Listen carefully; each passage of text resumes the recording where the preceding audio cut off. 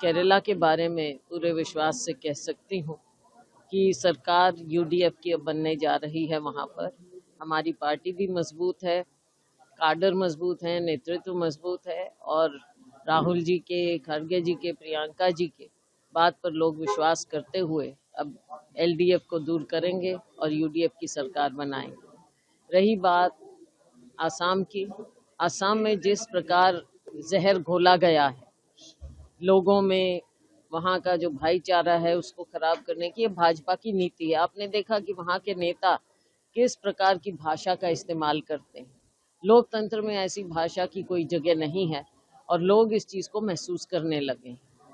अमित शाह जी ने कहा है कि हमारी अगर सरकार आती है पश्चिम बंगाल में तो मस्जिद नहीं बनने चाहिए।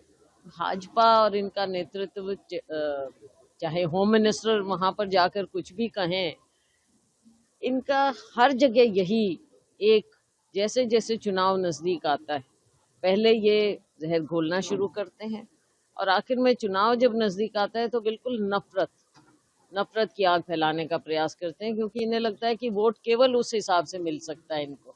बाकी तो जिस प्रकार से भेदभाव करते रहे हैं ये लोगों के सामने है, लोगों की नजर में है। पर वहां पर मुझे नहीं लगता कि भाजपा किसी भी प्रकार से बंगाल में आ सकती।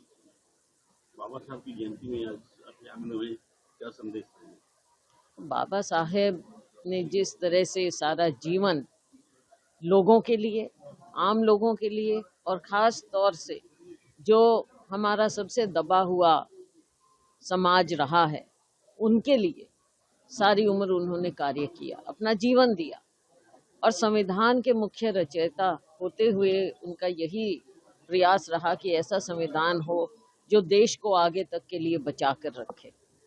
हमारे यहाँ विविधता में एकता है, चाहे जाति की हो, चाहे धर्म की हो, चाहे अलग अलग क्षेत्रों की हो, देश में एक एकता है। आज हम जब बाबा साहेब को याद करते हैं उनकी 35वीं जयंती पर, इन सब बातों को ध्यान में रखते हुए हमें यही रखना है कि हमारा समाज भी इकट्ठा रहे और जो सबसे वंचित वर्ग है वो ऊपर उठे और देश भी इकट्ठा रहे। आज भाजपा बिल्कुल बाबा साहेब के जो असूल थे उनके खिलाफ कार्य कर रही है, चाहे हमारे संविधान के साथ खिलवाड़ की बात हो और चाहे हमारे दबे हुए वर्ग के साथ खिलवाड़ की बात हो, वो सामने नजर आ रही है। लेकिन अब लोग जागरूक हो गए हैं और भाजपा अपने इस मकसद में कभी सफल नहीं होगी।